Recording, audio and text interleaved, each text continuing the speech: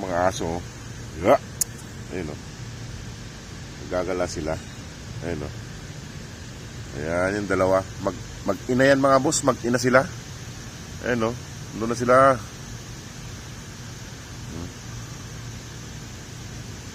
Malulusog naman sila. Malulusog, matataba. Matataba sila mga boss. Ayan, naggagala. Ayan o.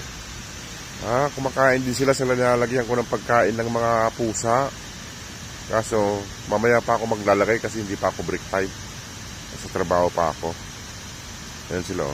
Tingnan niyo mga boss o. Ayan, lapitan ko sila.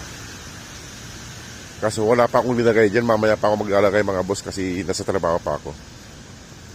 Nag-CR lang ako. Lumabas lang ako. Ayan o.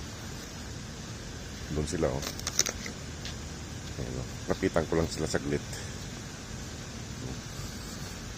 Matataba silang dalawa. Ayan o. Sana mapaamo natin para mabigyan natin ka araw-araw ng pagkain itong dalawang ito. Ayan o. Sila siguro yung nag-uubos ng pagkain dyan mga boss kasi dami kong nilalagay ng pagkain ng pusa dyan eh. Yung dalawang yan. Ayan o.